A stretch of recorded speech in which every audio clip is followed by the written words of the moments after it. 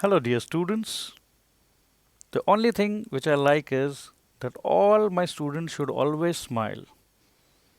And for that, we have introduced a very short overview of the entire chapter. But that's not all. We will give you study notes, comprehensive, detailed analysis of the chapters as per the ICSE curriculum. Yes, there would be mock test. We will cover everything. And yes, when you fall in love, the learning becomes magical. We definitely know how to create the magic and just get ready for the magic. I love you all.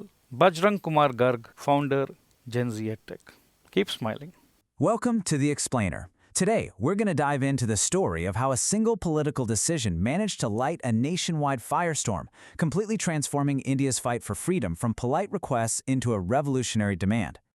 And that question, right there, is really at the heart of our story today. Because the Indian National Congress, which was the main engine of the freedom movement, it didn't start out with these loud calls for revolution. Oh no, it began with something much, much quieter. So let's start at the very beginning. For its first 20 years or so, the Indian National Congress was run by a group known as the Moderates. And, well, their name pretty much says it all, right? People like Gopal Krishna Gokhale, who you see here, were a huge part of this phase. A lot of these leaders were British-educated professionals, and many of them genuinely believed in the British sense of fairness and justice. They basically thought, hey, the British are probably just unaware of how bad things are here. If we just explain it to them clearly and logically, they'll surely do the right thing. So their whole strategy was about persuasion. Writing petitions, giving speeches, publishing articles.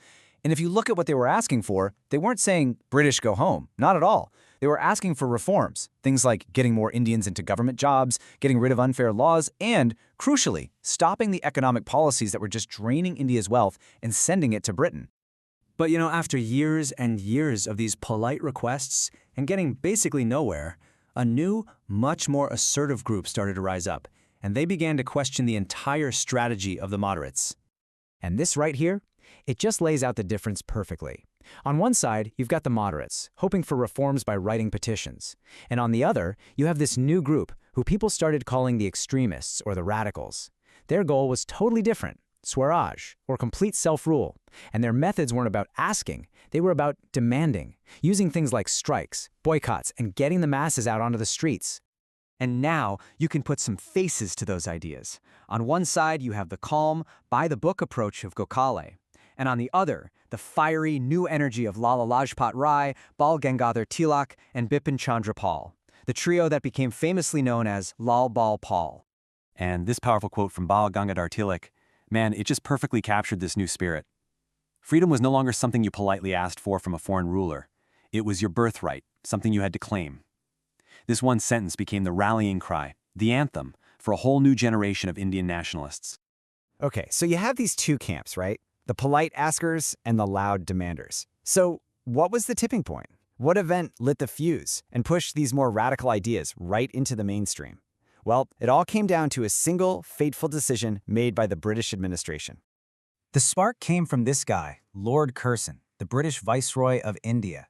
And in 1905, he was about to make an announcement that would set the entire subcontinent ablaze. So the year is 1905, and the decision was to partition the province of Bengal, basically to split it in two.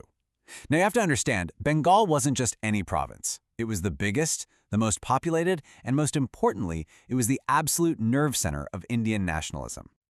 Now this is where it gets really interesting. You see the gap between the official story and what everyone knew was the real reason. The British line was, oh, this is purely for administrative efficiency. The province is just too big to manage. But nobody was buying it. Indian leaders saw right through it. They knew exactly what it was, a blatant attempt to break the back of the nationalist movement by dividing the people along religious lines, pitting the largely Muslim eastern half against the largely Hindu western half, a classic divide and rule strategy. But here's the thing. The plan backfired. Big time.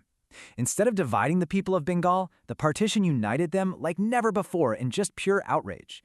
The British totally underestimated how strong that shared Bengali identity was, an identity that went way beyond religion. And this wasn't just the extremists getting angry, the moderates were furious too, and it sparked a brand new, totally unprecedented kind of protest.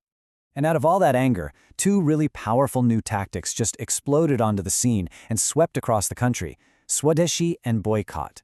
Swadeshi means of one's own country, and it was all about encouraging people to use Indian-made goods.